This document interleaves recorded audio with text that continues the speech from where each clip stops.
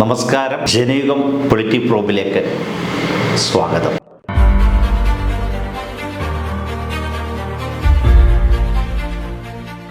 വർഷത്തിനിടെ enforcement directorate MP-മാർക്കും MLA-മാർക്കും രാഷ്ട്രീയ നേതാക്കൾക്കും എതിരെ രജിസ്റ്റർ ചെയ്ത 193 കേസുകൾ. ഇതിൽ തെളിയിക്കാനായത് 2 മാത്രം. രാജ്യസഭയിൽ കേന്ദ്രമന്ത്രി പങ്കജ് ചൗധരിയാണ് ഇക്കാര്യം അറിയിച്ചത്. കേന്ദ്ര സർക്കാർ EDയെ രാഷ്ട്രീയ ആയുധമാക്കുന്നുവെന്ന് ഈ കണക്ക് സ്ഥിരീകരിക്കുന്നു.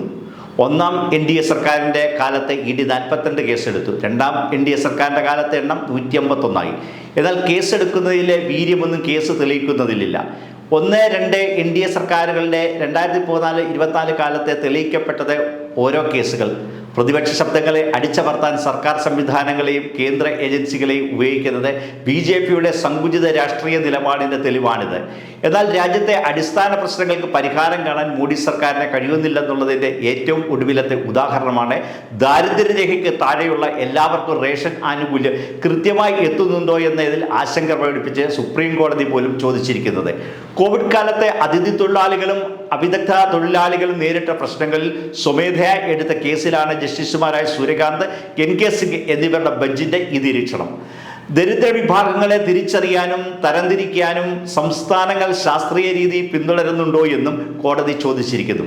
ജനസംഖ്യയുടെ 70% ദാരിദ്ര്യരേഖയ്ക്ക് താഴെയാണെങ്കിലും പ്രതിശീർഷ വരുമാനത്തിന്റെ 3ാം സ്ഥാനത്തുണ്ടെന്ന് ഒരു സംസ്ഥാനം പറയുന്നു. എങ്ങനെയാണ് ഈ കണക്കുകൾ പൊരുത്തപ്പെടുക? BJP ഭരിക്കുന്ന ഹരിയാനയുടെ പേരാണ് പറയാതെയായിരുന്നു വിമർശനം. 2 നേരം ഭക്ഷണം കഴിക്കാൻ പ്രാപ്തരാക്കുകയാണ് ഭക്ഷ്യസുരക്ഷാ നിയമത്തിന്റെ ലക്ഷ്യം. ആനുകൂല്യങ്ങൾ ലഭിക്കാതെ കുടുംബങ്ങൾ ദരിദ്രരായി തുടരുന്നതിൽ കോടതിക്ക് നിരാശയുണ്ട്. ബെഞ്ച് നിരീക്ഷിച്ചിരിക്കുകയാണ്. അടുത്തയാഴ്ച കേസ് വീണ്ടും പരിഗണിക്കും.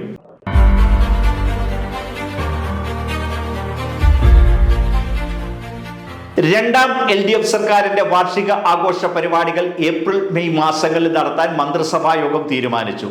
തദ്ദേശ സ്ഥാപന തലം മുതൽ ജില്ലാ സംസ്ഥാന തലം വരെ വിപുലമായ പരിപാടികൾ സംഘടിപ്പിക്കും. എല്ലാ ജില്ലകളിലും മുഖ്യമന്ത്രി പങ്കെടുക്കും. ഏപ്രിൽ 21 കാസർഗോഡ് നിന്ന് ആരംഭിച്ച് മെയ് 21 തിരുവനന്തപുരത്ത് സമാപിക്കും വിധമാണ് മുഖ്യമന്ത്രിയുടെ പരിപാടികൾ.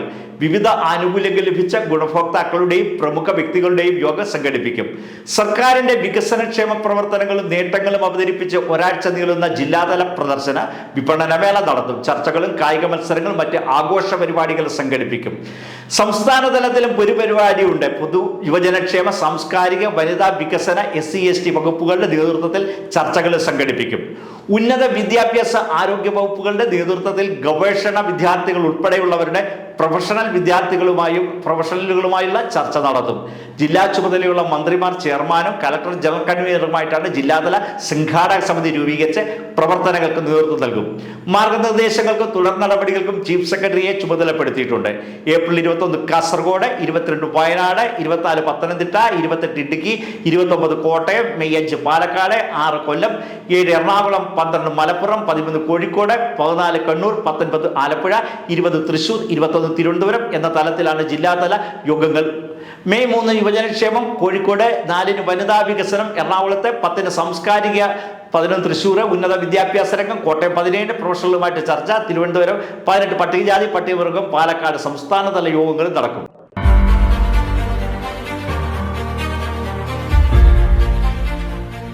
ജനയുഗ പൊളിറ്റി പ്രോബിന്റെ മറ്റൊരു അധ്യായത്തിൽ വീണ്ടും കാണും വരെ നമസ്കാരം.